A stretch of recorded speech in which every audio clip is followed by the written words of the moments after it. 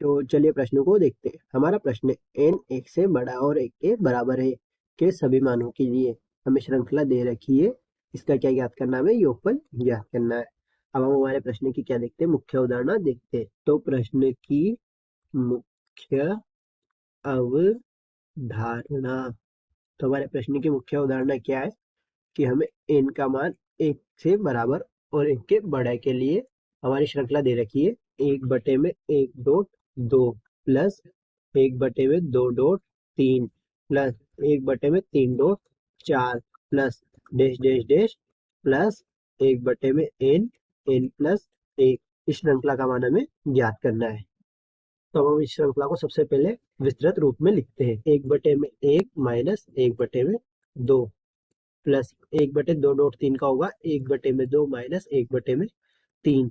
इसी तरह एक बटे में तीन डॉट चार का होगा एक बटे तीन माइनस एक बटे में चार plus dash dash dash plus एक बटे में एन माइनस एक बटे में एन प्लस एक।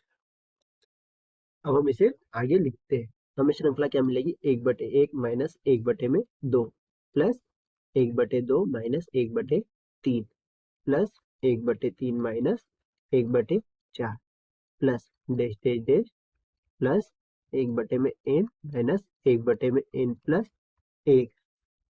अब हम ध्यान से इस श्रृंखला को देखते हैं तो हमें एक मुख्य चीज समझ में आती है कि यहाँ पे माइनस का एक बटे दो है, तो उसके बिल्कुल बाद में हमें क्या मिलता है? प्लस का एक बटे दो। इसी तरह यहाँ माइनस का एक बटे तीन है, तो उसके बिल्कुल बाद हमें क्या मिलता है? प्लस के एक बटे तीन। तो इसका अर्थ क्या है? यहाँ माइनस का एक बटे चार, तो इसके बिल्कुल बाद यानी यहाँ पे क्या मिलेगा हमें? प्लस का एक बटे चार। इसी तरह यहाँ प्लस का एक बटे एन है, तो इसके ठीक पहले यानी यहाँ पर हमें क्या मिलेगा? माइनस का एक बटे एन। तो अब हम इस श्रृंखला में विपरीत चिन्ह वाले मानों को काट देते हैं।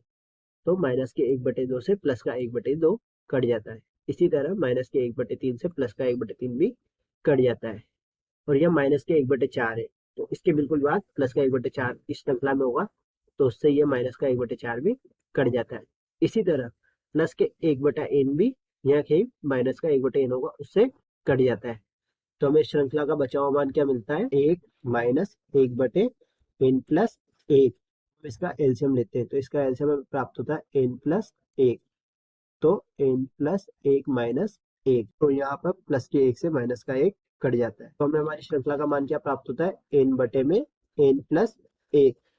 तो एन का मान एक से बड़ा है और एक के बराबर है के लिए हमें क्या प्राप्त होता है? श्रृंखला का मान एन बटे एन प्लस एक। हमने यह मान निकाल लिया है।